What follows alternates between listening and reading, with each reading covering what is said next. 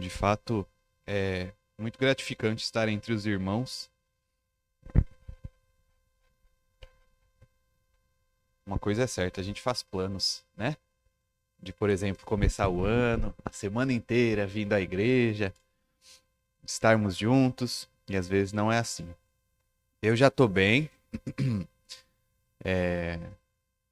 foi uma semana complicada aí, não desejo isso pra ninguém. Um pouquinho de falta de ar, uma canseira danada, mas aqui estamos. Já respeitei os dias de distanciamento, né? Mas não custa nada deixar mais um pouquinho também, todo cuidado, não nos custa. Então, ah, uma coisa para ler o texto é de como que a gente tem que ser grato antes de ter que passar por uma questão como essa. Não foi nada grave, nada muito grave, mas serve para a gente pensar, puxa vida, eu queria estar lá. Quanto tempo na pandemia, enquanto nós não podíamos abrir as portas da igreja, a gente ficou pensando assim, olha, quando voltar, aí ninguém me segurou, eu vou estar na igreja todo dia que tiver coisa eu estar lá. Daí voltou, não é?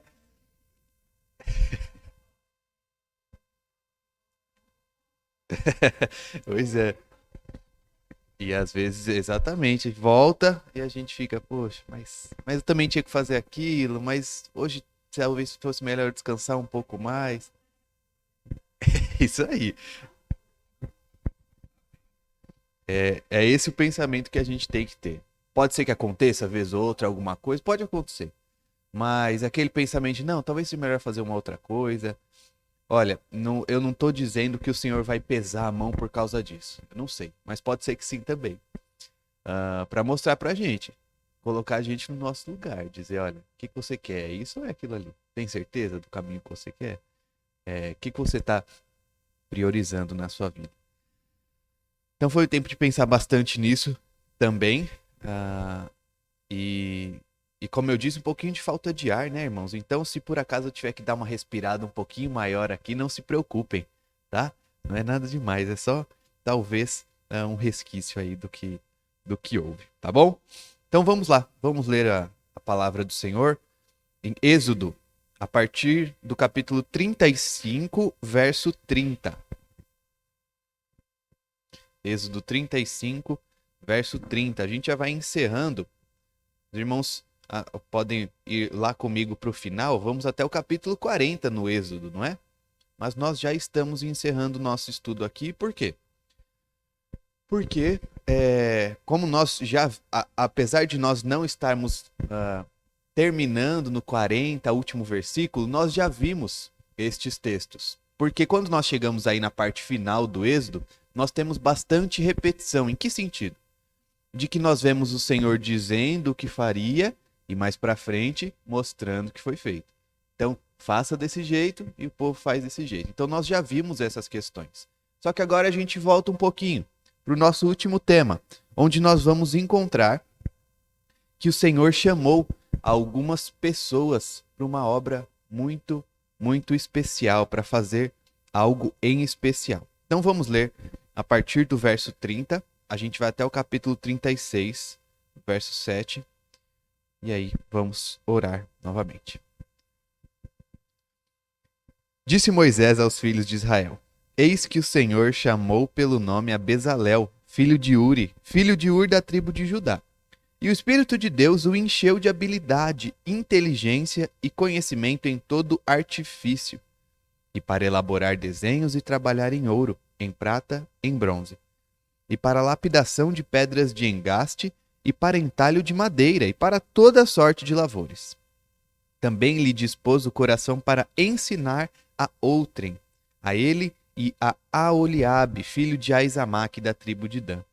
Encheu-os de habilidade para fazer toda a obra de mestre, até a mais engenhosa, e a do bordador em estofo azul, em púrpura, em carmesim e em linho fino, e a do tecelão, sim, toda a sorte de obra, e a elaborar desenhos. Assim trabalharam Bezalel e Aoliabe, e todo homem hábil a quem o Senhor dera habilidade e inteligência para saberem fazer toda boa obra para o serviço do santuário, segundo tudo o que o Senhor havia ordenado. Moisés chamou a Bezalel e a Aholiabe e a todo homem hábil em cujo coração o Senhor tinha posto sabedoria, isto é, a todo homem cujo coração o impeliu a se chegar à obra para fazê-la. Estes receberam de Moisés todas as ofertas que os filhos de Israel haviam trazido para a obra do serviço do santuário, para fazê-la, e ainda cada manhã o povo trazia a Moisés ofertas voluntárias. Então, deixando cada um a obra que fazia, vieram todos os homens sábios que se ocupavam em toda a obra do santuário e disseram a Moisés: O povo traz muito mais do que é necessário para o serviço da obra que o Senhor ordenou se fizesse. Então ordenou Moisés, e a ordem foi proclamada no arraial, dizendo: Nenhum homem ou mulher faça mais obra alguma para a oferta do santuário. Assim o povo foi proibido de trazer mais, porque o material que tinham era suficiente para toda a obra que se devia fazer e ainda sobejava. Vamos orar? Pai, nós te agradecemos pela tua santa palavra, te agradecemos por este momento de escola dominical e pedimos que o Senhor nos ilumine mente e coração para aprendermos mais de ti. Pedimos no nome de Jesus. Amém. Muito bem. Então, chegamos aqui à nossa parte pelo menos final, e que tem certa semelhança com o começo, de quando nós começamos a olhar que o povo estava trazendo ofertas. Lembram-se? Então o Senhor disse o que deveria ser trazido. A gente viu que tinha coisa que dava muito trabalho, como os panos, né? Nós vimos como eles eram tingidos e tudo mais. Então agora eles vêm trazendo essa oferta e de forma mais completa agora, entregando nas mãos de quem vai trabalhar com ela. Então Israel estava para realizar a maior obra até aquele momento ali. Estavam prontos já para realizar a maior obra, a maior construção que eles já teriam feito. E por que isso? A gente tem que lembrar que eles estavam no Egito antes, né? E a gente sabe que o Egito, até hoje, quando nós olhamos para essa nação, a gente lembra, olha, são grandes construções ali, não é? Uma muito marcante, ou algumas muito marcantes, são as pirâmides, né? Então, alguns vão dizer que é bem provável que eles tenham feito parte nisso também, mas coisa certa é que os israelitas eles fizeram parte da construção do Egito, a maior nação daquela época. Então, quem é a mão de obra que levantou o Egito? Boa parte foi Israel. Então, eles já fizeram muitas obras. Eles já levantaram grandes monumentos. Mas antes, esses monumentos eram de pedra, de madeira, de tijolo.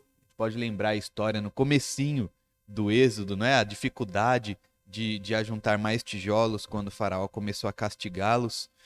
Mas essa construção agora, ela não vai mais ser com instrumentos e com itens de terceiros, ou seja, que pertencem ao Egito. Vai ser com o que é deles mesmos e com o tesouro deles mesmos.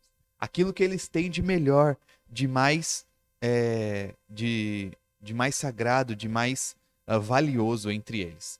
Então, antes eles construíam para a glória dos homens. Antes eles construíam para o faraó poder dizer, olha, nós somos uma grande nação. Antes para poder dizer, olha só, que vistosa que é a arquitetura aqui do nosso Egito, não é? Agora não. Agora é completamente para a glória de Deus. Para dizer, o Senhor está no nosso meio. Ele está entre nós. Então nós vemos uma grande mudança no agir mesmo, na ação de Israel, dessa nação, anteriormente fazendo as coisas como escravos e agora fazendo de boa vontade para o Senhor. Nesse caminho, então, no verso 30, acompanhem comigo, 35, verso 30, entra um personagem aí bem importante.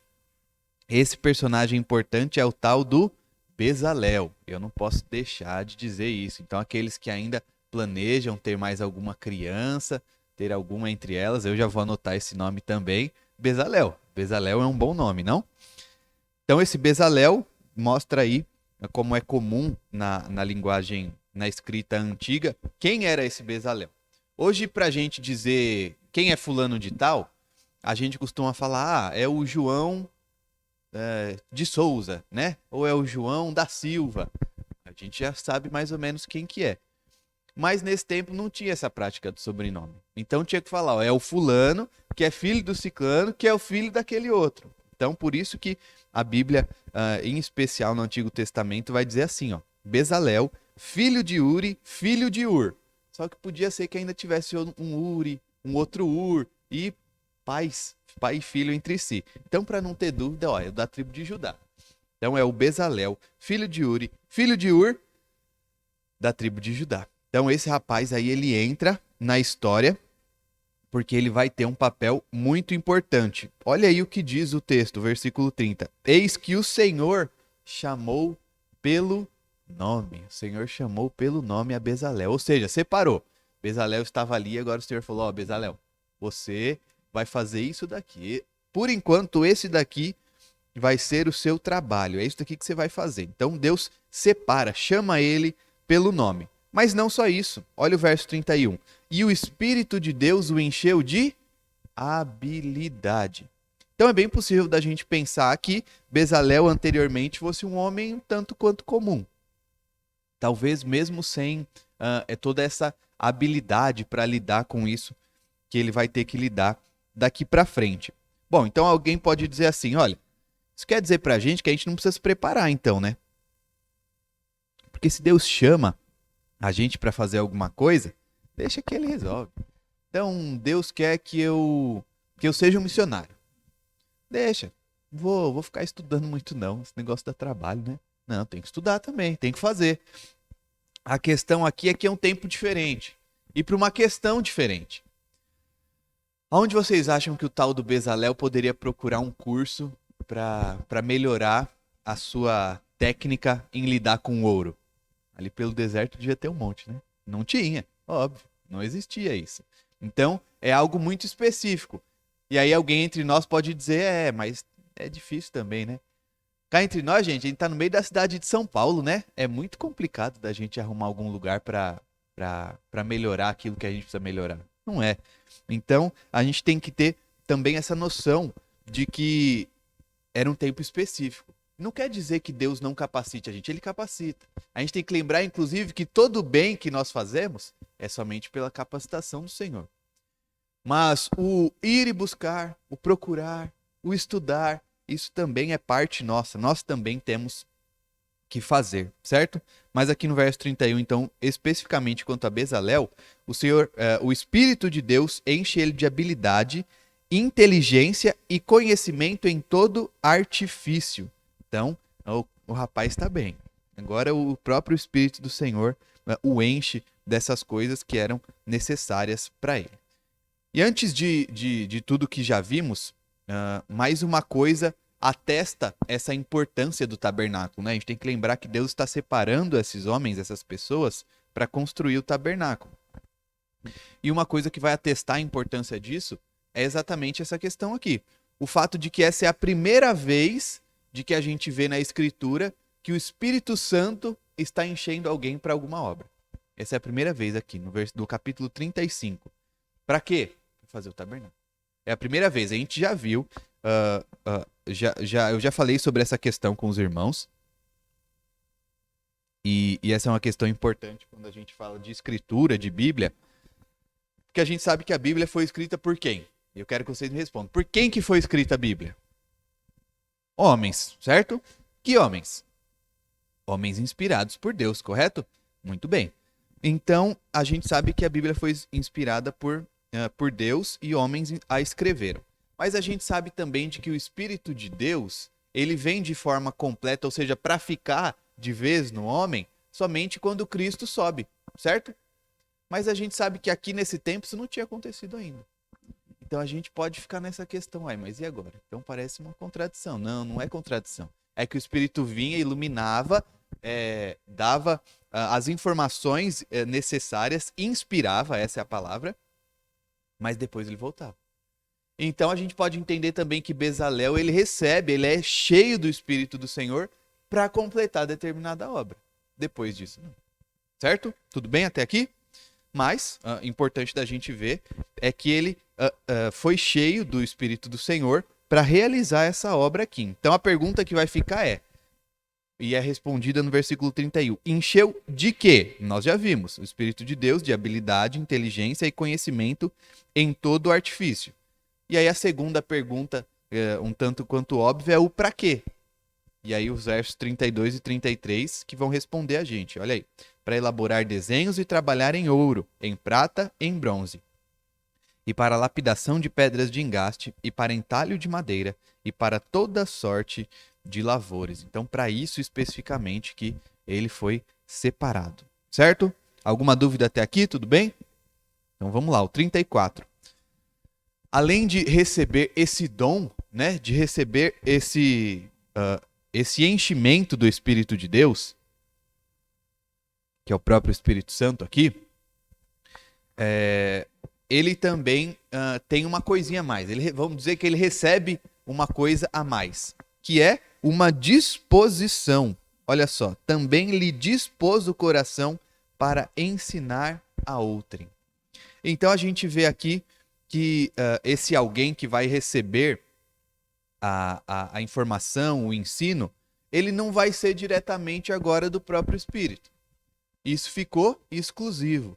Então agora quando a gente vê aqui no verso 35 que Aholiabe, filho de Aizamaque da tribo de Dan, ele vai receber a informação, mas não quer dizer que ele vai ser cheio com o Espírito de Deus para aquela obra ali especificamente, não nesse momento. Então juntos eles vão formar a dupla de artesãos do tabernáculo.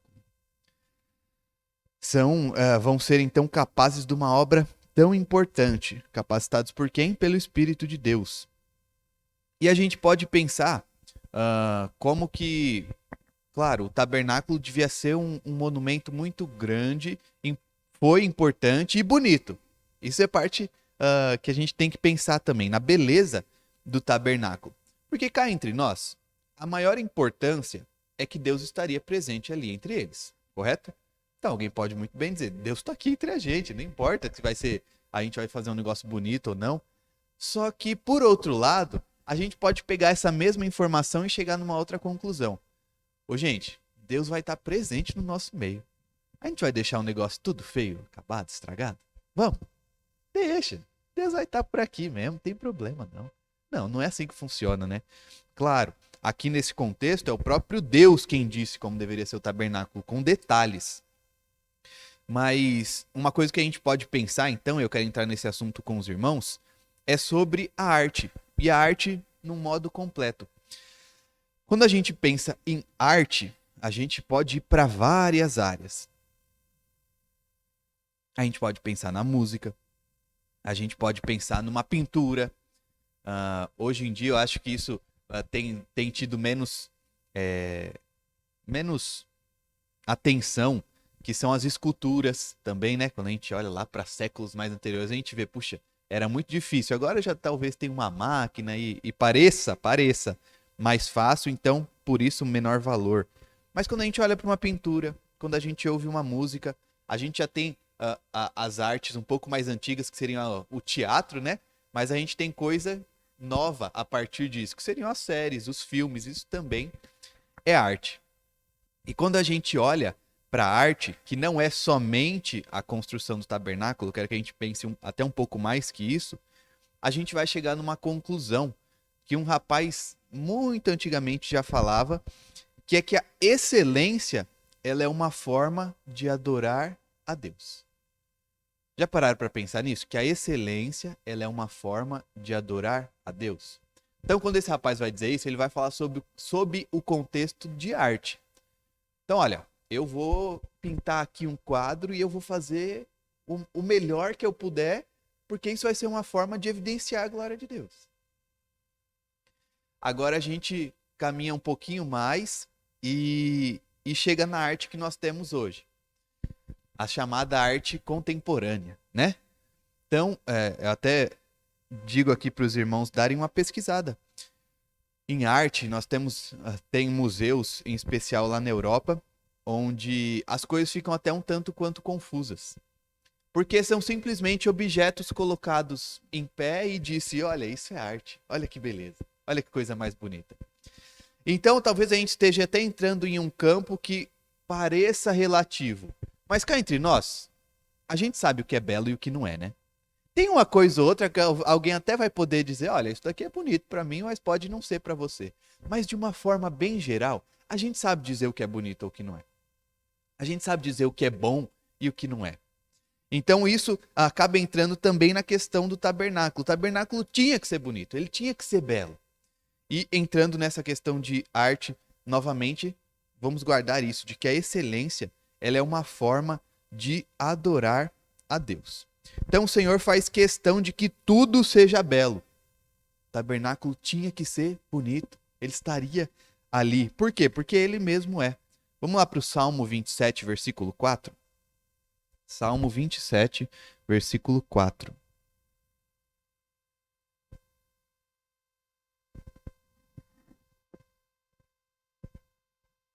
A gente vê o salmista dizendo o seguinte: uma coisa peço ao Senhor e a buscarei, que eu possa morar na casa do Senhor todos os dias da minha vida, para contemplar a beleza do Senhor e meditar no seu templo. E esse é o nosso texto de hoje, tá? Deixem guardadinho aí, Salmo 27, versículo 4. Então a gente vê aí que há sim beleza no Senhor e uma beleza que deve ser contemplada. Qual que é essa questão da contemplação? É aquilo de que a gente observa e que traz mudança na nossa vida. Aquilo que a gente observa e muda de acordo com isso. Então a gente vê a beleza do Senhor e entende de que deve ter parte dessa beleza também. Vamos seguir, a gente vai voltar um pouquinho mais para essa questão de beleza, mais à frente vai ficar mais claro. Mas antes vamos para o verso 35, o último do capítulo 35. Quem encheu esses homens de habilidade? O Senhor, está bem descrito aí. Para toda obra de mestre, até a mais engenhosa. Então, certamente seria difícil. Vamos nos imaginar aqui no meio do deserto, areia para todo lado, e a gente agora tem que montar um tabernáculo com detalhes em ouro, com a madeira tem que ser daquele determinado jeito, daquele tamanho. Não seria fácil. Então, é mais do que necessária a capacitação do próprio Deus, né? E a gente vê a ampla gama de capacidades que são necessárias para construir esse tabernáculo. E ainda é interessante de nós notarmos como que tem sido a vida comum, de como que quando o camarada ele quer buscar um local melhor no mercado de trabalho, normalmente ele faz uma especialização, não é assim? Ele se especializa em determinada área. Então, por exemplo, o fulano, ele trabalha lá naquela área de computadores e ele é especializado naquele negócio ali. Então, a empresa precisa mexer com aquilo, já sabe quem que ela chama. Fala, ó, aquele fulano ali, ele mexe com aquilo. A especialização, a especialidade dele é aquela ali. Até na área da teologia nós temos isso, né? Então, por exemplo, quando nós vamos lá ao seminário, nós vemos, olha, aquele professor ali de Antigo Testamento, ele que entende da coisa, ele sabe. Então, agora, especificamente do hebraico, da exegese, olha, aquele ali, ele entende da coisa. Então, é normal essa questão de especialização, não é? Mas quando a gente olha para o tabernáculo, a gente vê que Deus, ele capacita duas pessoas para fazer todas as questões, todo esse trabalho.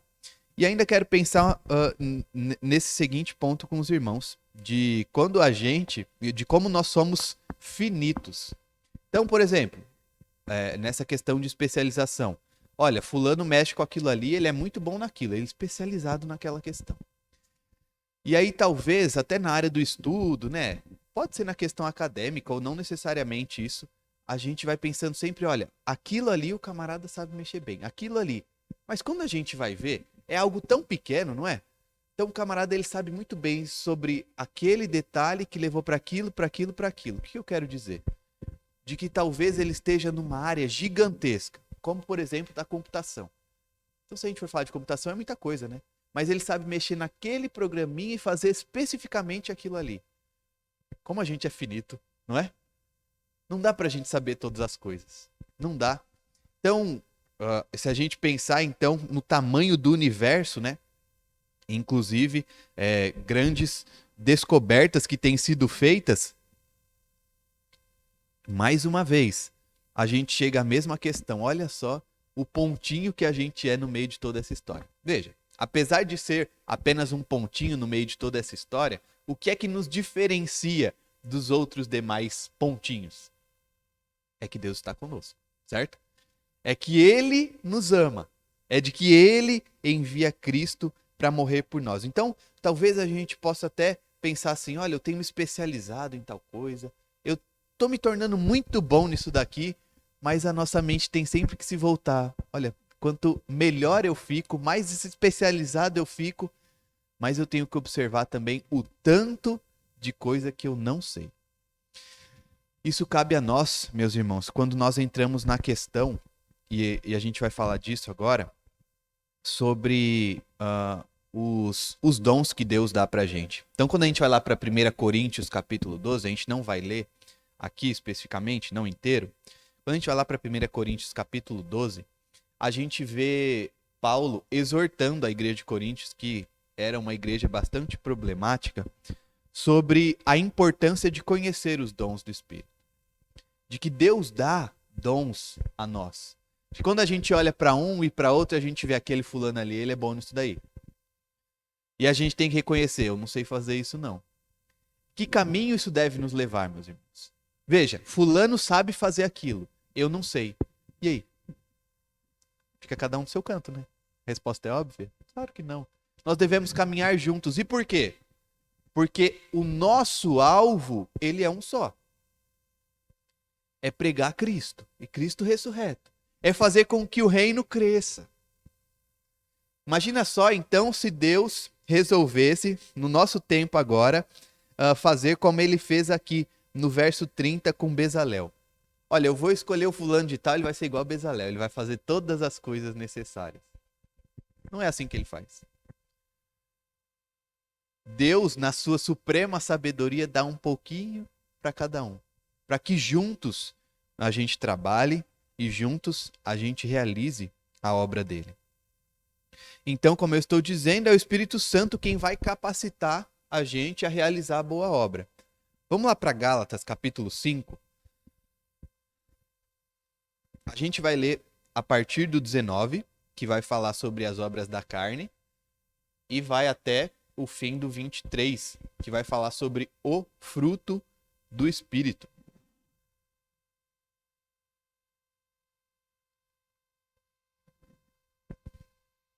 Gálatas 5, 19 ao 23.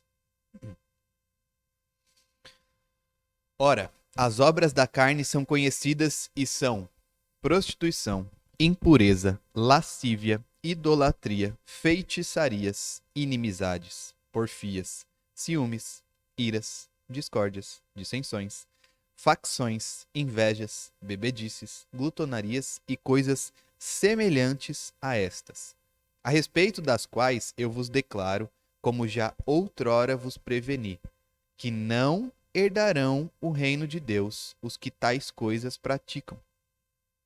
Vamos até aqui. O que é isso? É o que Paulo vai chamar de obras da carne, ou seja, aquilo que eu faço com a minha própria vontade. O pecado que vive em mim, ele me leva a estas coisas. Mas, e aí a gente segue, mas o fruto do Espírito é amor, alegria, paz, longanimidade, benignidade, bondade, fidelidade, mansidão, domínio próprio. Contra estas coisas não há lei. Sem a capacitação do Espírito, nós somos a primeira parte. Com o Espírito habitando em nós, aí sim, nós podemos ter esse fruto que foi lido agora.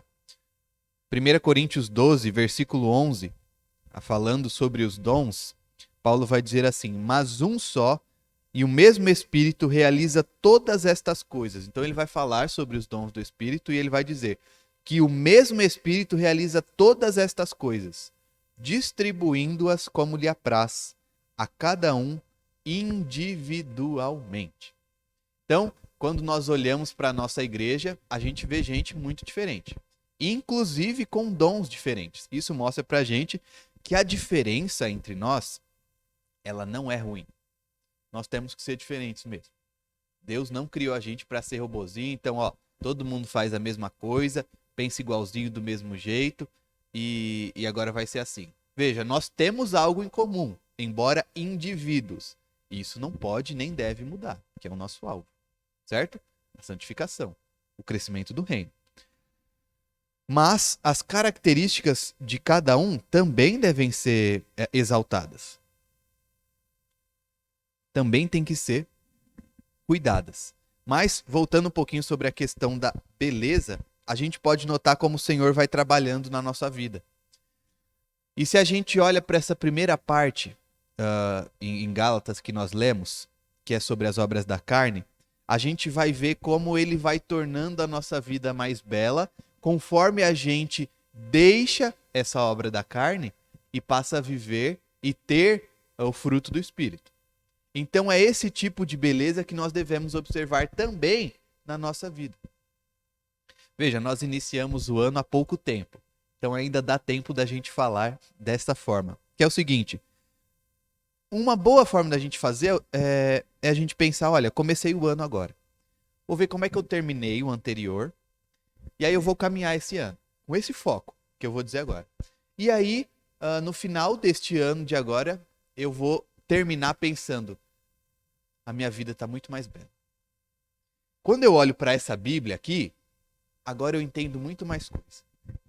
Eu cresci, eu mudei, tem muito mais beleza na minha vida. Esse é um desafio que nós podemos, digo até que devemos fazer. Então é claro, nós não fomos chamados para construir um tabernáculo para o Senhor, diferente desses personagens que nós vimos aqui. Mas a gente pode fazer coisas belas para Deus. Coisa bonita, coisa boa.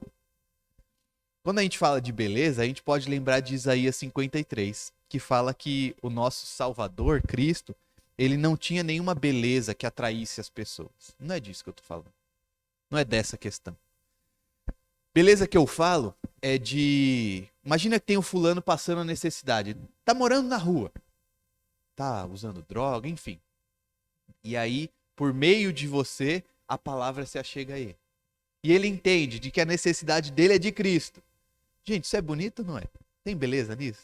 Tem, não tem? Quando talvez o camarada não está morando na rua, ele é seu colega de trabalho. Mas ele resolveu abrir o coração para você de que é o seguinte, olha, eu não estou conseguindo dormir à noite. Tem aquela determinada coisa que está acontecendo que não me deixa em paz. Eu não tenho paz. Eu não consigo mais dormir. Eu não consigo viver a minha vida. E aí ele recebe a palavra do Senhor. E isso faz diferença na vida dele. Tem beleza nisso, gente? Isso é bonito demais, né? A gente pode pensar no que aconteceu, cada um pensar por si mesmo, em como que houve a mudança na sua vida. De como você caminhava, de como que era, nas trevas, na escuridão, na feiura. Mas aí Cristo chegou e mudou as coisas. E tem mudado até agora. Tornando tudo o quê? Mais belo, mais bonito. A gente não foi chamado para construir tabernáculo. E aí, eu costumo dizer isso, de que quando a gente olha para as coisas, em especial do Antigo Testamento, na semana passada, por exemplo, nós vimos de que deveria se destruir os postes ídolos. Fácil, né? Derrubar esse poste ídolo. Mas, conforme a Bíblia vai mostrando mais a sua revelação, quanto mais nós vamos conhecendo, e isso acontece de Gênesis, Apocalipse, a gente pode ir conhecendo mais da revelação, o que a gente diz é que Deus ele vai se revelando de forma maior conforme a Escritura mesmo. A gente vai ver de que não bastava, de fato, cortar o poste ídolo. Quando a gente chega lá em Isaías, o Senhor vai falar, olha, eu já estou farto das festas que vocês fazem para mim. Mas aqui no Êxodo a gente viu que ele fala, faz festa para mim. 3 vezes ao ano vocês têm que se achegar na cidade de Jerusalém e fazer festa para mim. Mas não era só isso.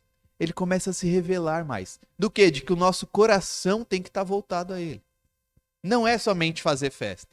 Não é simplesmente ler aqui e falar, olha, então tem que guardar o sábado. Ok, vou guardar o sábado. Não é simples assim. Não é. E nem é para ser mesmo. Mas por que eu estou dizendo isso? Porque a gente vai ver essa beleza crescendo. A beleza de que então anteriormente parecia mais fácil de se alcançar, ela parece difícil, ela agora vai se tornando talvez um pouco mais complicada. Mas isso não é motivo para desistir. Porque assim como esses homens foram capacitados pelo Senhor, nós somos capacitados também. Então, como eu estava dizendo mais no começo, a gente tem que buscar a capacitação. Veja, olha, eu tenho muita dificuldade de ler a minha Bíblia. Eu não consigo entender. Tem uma coisa ou outra ali que não vai, não funciona. Eu tenho dificuldade. Talvez até mesmo com a língua portuguesa, é uma língua difícil. Busca saber mais. Olha, o que significa essa palavra? Quantas vezes, irmãos, a gente pega a nossa Bíblia, pega a Escritura, que é aquilo que a gente diz de bem mais precioso que nós temos, ao menos o bem material, e a gente passa por algumas palavras sem se importar muito com elas, né? Não é assim, não deve ser assim, não pode ser. Então a gente vê o Senhor nos capacitando e tornando a nossa vida mais bela para que também, onde nós estivermos, as coisas passem a ser mais belas também. E aí esse é um exercício que nós temos que fazer, vez ou outra, ao menos. Pensar, olha, o ambiente que eu cheguei há tanto tempo, eu tenho mudado isso? Eu tenho feito diferença? Eu não estou dizendo que a gente tem que fazer uma revolução onde a gente chega, mas não tem um fulano que ao ver a mudança na nossa vida, tem tido alguma mudança também? Tem ao menos minimamente reconhecido isso? É algo a se pensar, né? E aí, eu quero voltar apenas mais uma vez nessa questão da arte, para a gente pensar como que isso tem se tornado um obstáculo muito grande para a igreja mesmo como um todo. Se a gente pensar nessa arte que a gente tem visto hoje em dia, o meio artístico, é difícil da gente encontrar cristãos, não é? É complicado a gente dizer, olha, fulano, ele é um bom ator, uma boa atriz, é cristão, mas é cristão de verdade, de fato. A gente vê que a vida dele é diferente. É difícil da gente encontrar gente assim. Ou talvez algum músico. Olha, aquele rapaz ali, ele toca, ele canta muito bem. E ele é cristão, mas ele é cristão de verdade, de fato. De verdade, ele não simplesmente diz que é cristão. Porque a gente já viu essa questão também. Não é simplesmente dizer que é cristão, é um cristianismo verdadeiro. Então tem gente que vai dizer na nossa sociedade hoje que ela é cristã, mas que não conhece a Bíblia, não lê a Bíblia. As coisas não fecham, né? Então eu estou dizendo de cristão de verdade. E aí eu quero propor uma coisa aqui para os irmãos. Se houver alguma dúvida, por favor, não deixe passar. Esse rapaz que eu disse é um autor muito importante. Ele disse que uma forma de adorar ao Senhor é pela excelência. Ele vai propor 2 temas bem gerais para a arte. E aí ele vai mostrar para a gente, e isso vai servir para a gente como um guia também, do que a gente pode, o que a gente não pode. Se houver ainda alguma dúvida do que é belo, do que não é, ele vai propor esses 2 temas para nós. O primeiro, ele é um tema menor, que é o seguinte, o fato de haver feiura. O mundo tem coisa feia mesmo. Não tem jeito. Tem que reconhecer. Às vezes a gente olha para o mundo e o que a gente vê é coisa feia. É coisa terrível. Por quê? Porque a gente sabe que tem pessoas que se rebelaram contra Deus, certo? Existe gente que é rebelde contra Deus, que vive no pecado, quer viver assim e que nunca mais vai se voltar para ele. Existe gente assim. E outras que creem em Cristo, mas seguem na luta do pecado. Então o primeiro tema é esse. Tem gente que não quer nem saber, quer viver no pecado e pronto. Do outro lado, nesse mesmo tema, tem gente que até busca. Somos nós. Mas vez ou outra a gente cai no pecado. Isso é feio também, isso é terrível, né? Ok. Então o segundo tema é o tema maior, que é o quê? De que o mundo ele foi criado por Deus. Então tem toda essa bondade, ele foi criado por Deus, tem toda essa beleza. E ele tem um destino. Então às vezes a gente olha somente para o primeiro tema e a gente esquece desse segundo, que vai mostrar de que o mundo ele foi criado e destinado para uma coisa, para a redenção. Então a gente vê um Deus que criou esse mundo e o destinou para a redenção. E outra, que nós somos criados à imagem e semelhança de Deus. E embora nós sejamos pecadores, nós somos salvos por meio de Cristo. Então nós temos esses dois temas. Gente que é rebelde contra Deus e que há pecado mesmo nos que o buscam, e que por um outro lado foi Deus quem criou o mundo. Ele aponta para a redenção. Nós somos feitos à imagem e semelhança dele. Então a solução que esse homem vai nos dar é o seguinte, de manter esses dois temas em perspectiva. Por quê? Porque se a gente pegar somente o primeiro tema, a gente vai acabar caindo num sentido de que a gente está perdido. Não tem mais como. Observem isso na arte. Não tem música que a gente ouve e a gente fala, é só tristeza. Que coisa terrível. Ou talvez possa ter uma série, novela, filme que a gente olha e fala, que coisa terrível, coisa mais melancólica mesmo, né? Coisa mais depressiva. É de mal a pior. É tudo terrível. Tem alguns autores ou diretores que são assim. Parte da arte também, é claro, a gente deve lembrar, é a literatura. E tem livros, tem pensadores, e eles vão influenciar a nossa sociedade, que eles são totalmente pessimistas. O mundo está perdido, não tem mais jeito. Não tem solução. E, por um outro lado, também, talvez possa parecer pra gente que o segundo tema, ele possa andar sozinho. Ou seja, o mundo ele vai encontrar redenção. Nós somos salvos por meio de Cristo. Isso é bom. Só que e se a gente tirar esse primeiro tema? O segundo, na verdade, não faz muito sentido. Então essas duas coisas têm que andar juntas. Primeiro, nós somos pecadores. Talvez mostrando dessa forma, meio grandiosa, fique mais complicado. Mas o negócio é simples, que é o seguinte, nós somos pecadores, necessitados de Cristo, mas ele já resolveu todo o nosso problema. Ele já resolveu. Toda essa feiura da nossa vida, ela é resolvida em Cristo, na beleza dele próprio. Tudo bem até aqui, meus irmãos? Tudo certo? Vamos seguir então para o capítulo 36, onde no versículo 1, a gente vai ver que Bezalel, ele é o grande líder da construção. Então é como se Bezalel ele fosse lá o grande líder e Aholiabe fosse o seu braço direito. Mas o volume do trabalho é muito grande, é toda uma construção que vai acontecer, né? Então tem outros artistas também nessa obra. Tem mais gente aí envolvida para resolver essa questão, para levantar mesmo esse tabernáculo. E aí no verso 2 a gente tem uma pequena descrição de quem se ajuntou a essa obra. No verso 2, 36, versículo 2.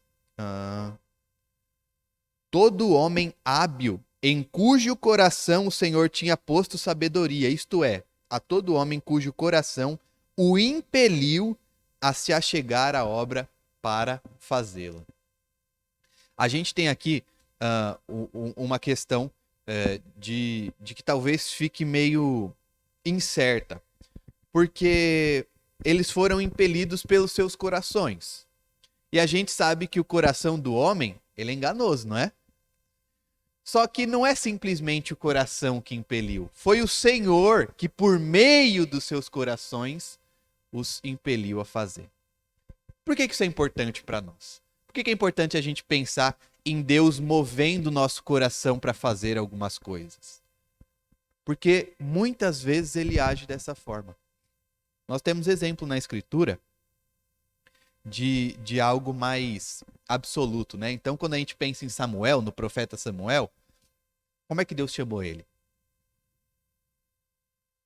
Foi literalmente um chamado, né? Samuel, Samuel. Agora, talvez a gente possa perguntar para nós mesmos aqui, como é que Deus te chamou? Estava dormindo e eu vi.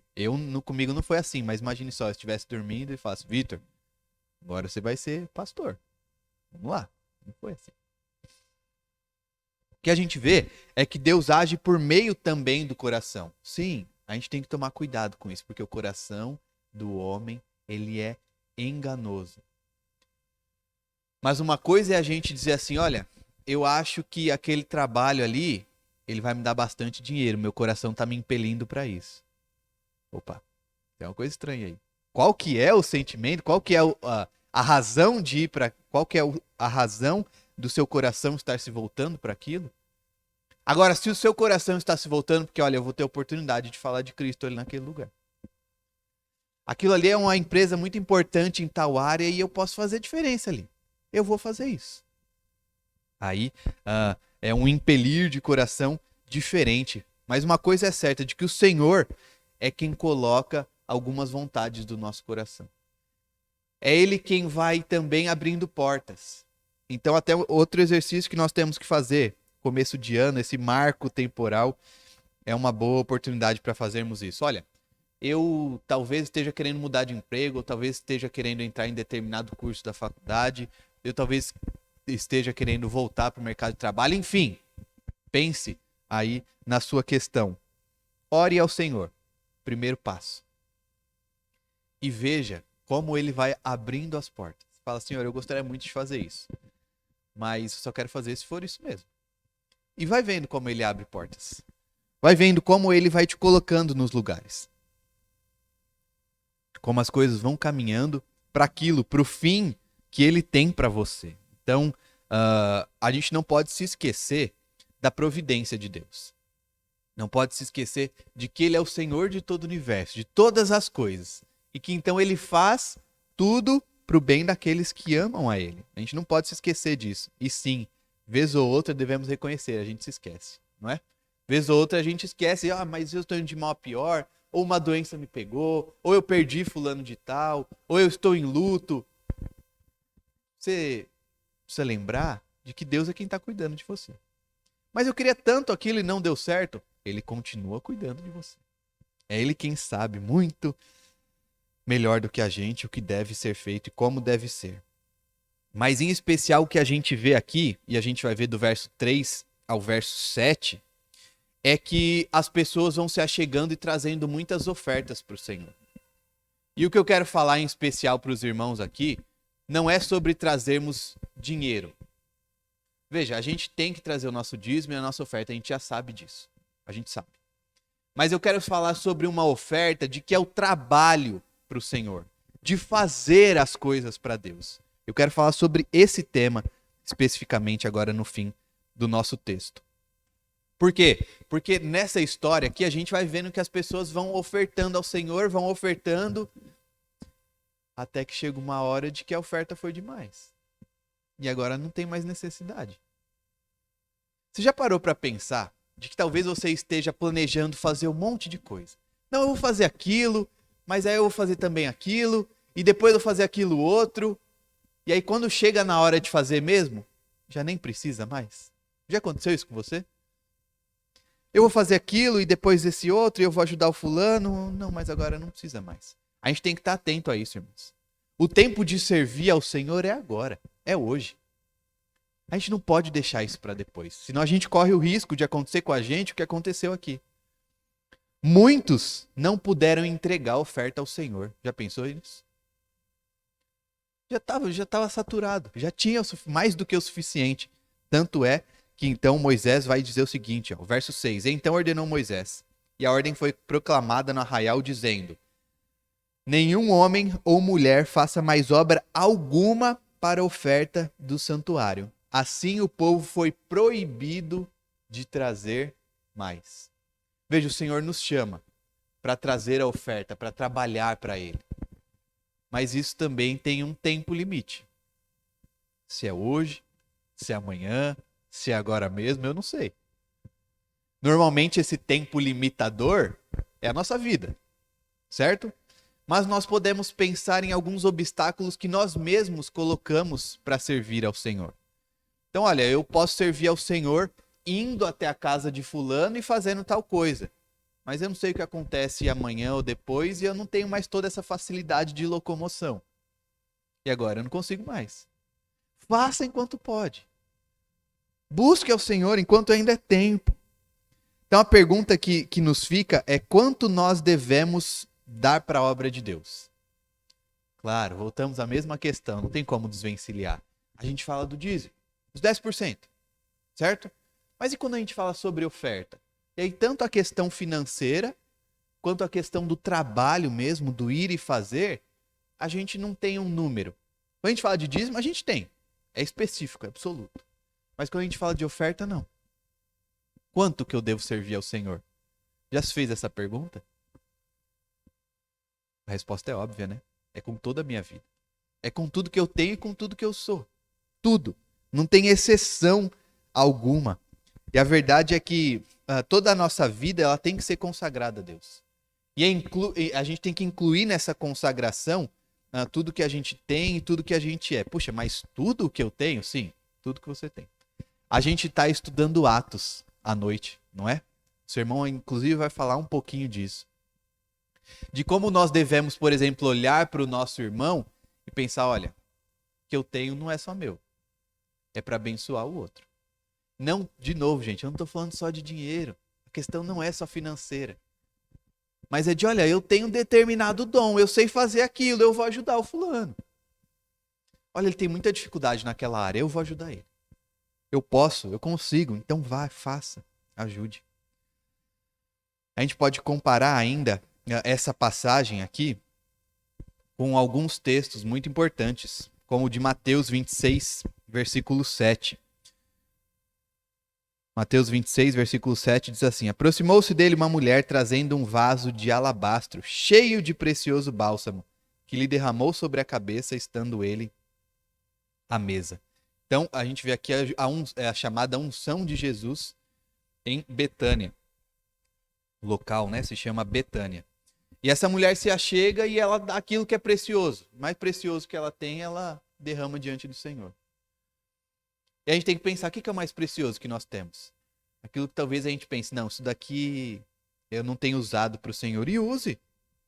A gente pode ver também a generosidade dos filipenses.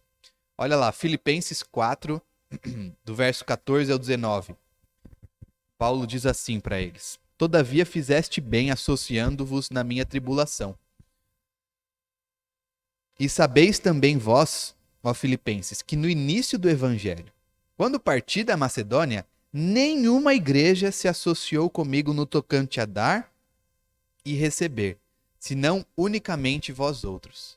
Porque até para Tessalônica mandastes, não somente uma vez, mas duas, o bastante para as minhas necessidades.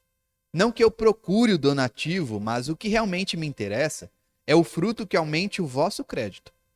Recebi tudo e tenho em abundância. Estou suprido, desde que Epafrodito me passou as mãos o que me veio de vossa parte como aroma suave, como sacrifício aceitável e aprazível a Deus.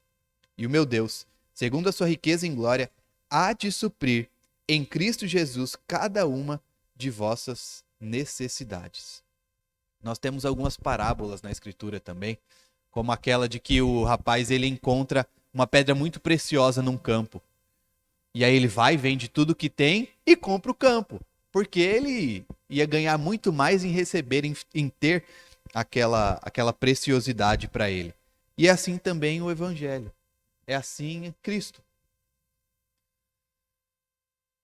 E finalmente, já encerrando, concluindo aqui com os irmãos, um pensamento que eu acredito que nós temos de ter é, na verdade, um temor mesmo, que nós devemos ter diante do Senhor. É o seguinte, imagina a gente levar tanto tempo para desapegar dos nossos tesouros, daquilo que nós temos como tesouros, de tal ponto que a nossa vida se encerre, se acabe e a gente não conseguiu desapegar deles. E deixar de viver tanta beleza, tanta maravilha com o Senhor como nós poderíamos, porque a gente tem esses tesouros escondidos. Que a gente tem essas coisas escondidas e a gente não quer usar para o Senhor. Que a gente tem essas habilidades, esses dons, mas a gente deixa escondido e fala, deixa que fulano faz. Deixa, tem aquele camarada ali, ele já está fazendo. Irmãos, a gente trabalha para Deus. A gente trabalha para o Senhor. E aí eu sei que os irmãos aqui, ao menos quase todos, já tiveram experiência de ter um chefe. A minha intenção não é falar mal de chefe nenhum aqui. Mas vez ou outra, a gente tem um que é complicado de lidar, né? Pessoa normalmente é complicada de lidar. Ainda mais se a gente tem um poder maior sobre alguém, a gente fica mais difícil mesmo de lidar, infelizmente, não deve ser assim. Mas quão difícil é lidar com um chefe humano, não é? Um homem, uma mulher, uma pessoa. Agora a gente está diante de Deus, do Deus Todo-Poderoso, que criou a gente, como a gente viu na devocional hoje, do qual a gente é rebanho do pastoreio dele. E a gente tem a possibilidade de servir, a gente é chamado para servir a esse Deus maravilhoso, Todo-Poderoso. E a gente vai ficar olhando para o camarada do lado e falando, deixa que ele faça. A gente vai talvez olhar para nossa cama e falar, deixa para amanhã isso daí. Eu quero até servir ao Senhor, mas a preguiça tá tão grande. Eu quero até servir ao Senhor, mas é que eu tive um desentendimento com o irmãozinho lá da igreja e agora eu não tô mais tão afim. Irmãos, quantas coisas secundárias a gente coloca na frente, não é? Nós somos chamados para servir ao Deus que nos criou.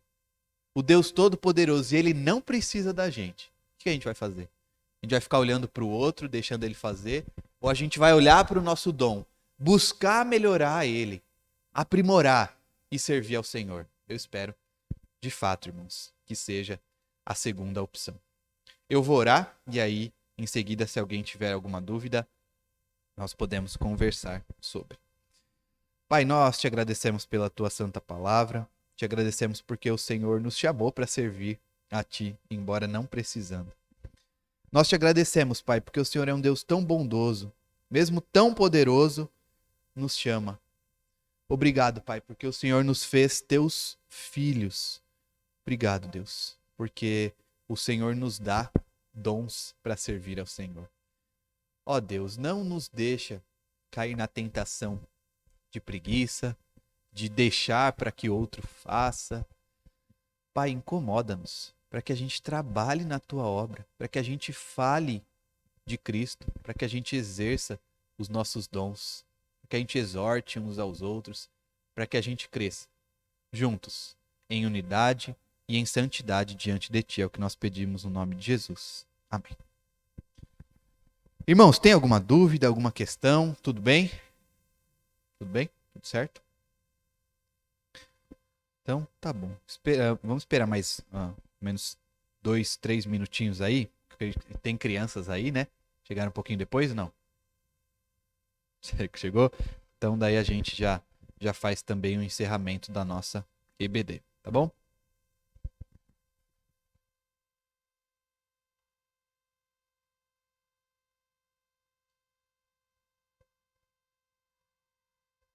Lembrando que o nosso texto é o Salmo 27, versículo 4.